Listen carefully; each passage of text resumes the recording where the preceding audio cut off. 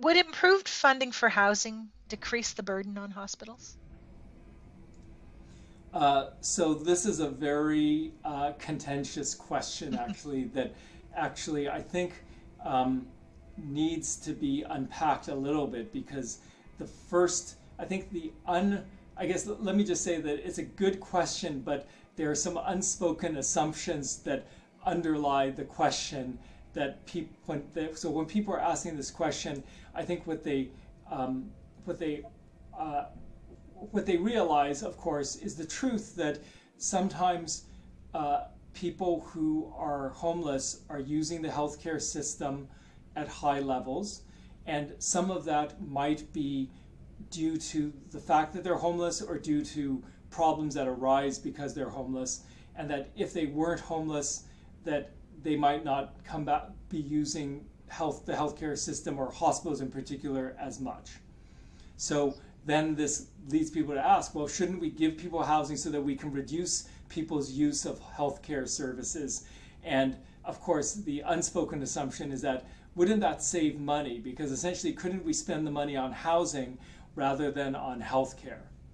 um, which I think raises a couple of issues. So one is that, first of all, I think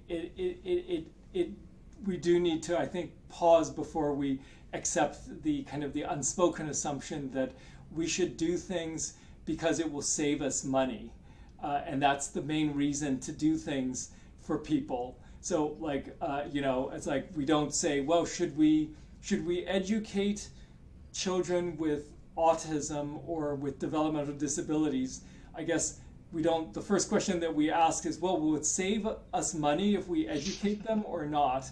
Right? So we don't ask ourselves that question. So I think that, providing education for children is kind of like, to me, like on the same level as ensuring that everyone has a home or has housing. Um, so I think that, the idea that we argue for something because it will save the system money is not necessarily a good way to start.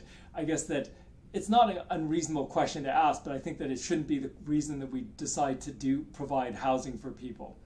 I think the second thing to think about here is that, in fact, it is true that research has shown that for certain groups of people who are unhoused, providing housing first for them does result in decreased utilization of other services that provide cost offsets. So to the extent that someone who is housed no longer needs a bed in a shelter and doesn't uses psychiatric hospitals less or spends less days in the hospital, that is a savings to the system overall, and it does offset the cost of providing housing.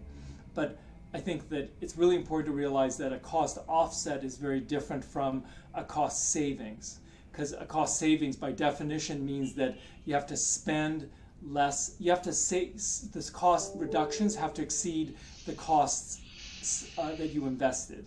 And that is almost never the case in when you provide housing for people who are homeless. There are some cost offsets, but it doesn't completely eliminate or offset the cost of ending homelessness. So I think that it's important to realize that we don't get cost savings, but I think that, again, it's important to realize that in healthcare, almost nothing that the healthcare system does is cost savings. So I think that treating high blood pressure and diabetes does not save costs. It's simply if you invest in that healthcare in order to achieve better health for people, and the only things that save costs are essentially prenatal care, vaccinations for children, and HIV prevention, and maybe COVID vaccination saves costs, right? But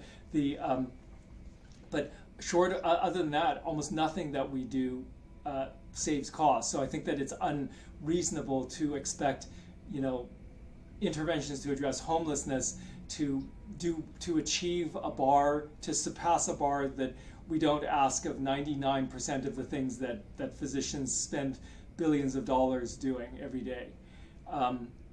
So I think that, the answer is, perhaps to answer the question briefly, for some people, uh, housing first in particular does result in reduced inpatient use of inpatient services, and particularly decreases length of stay in psychiatric facilities for people with mental illness, and that does provide a cost offset. But I think that that is certainly not, I think that it's hazardous to kind of tout that as the main reason to do anything, or the, a really important kind of reason for increasing funding for housing. That's a fantastic breakdown, really.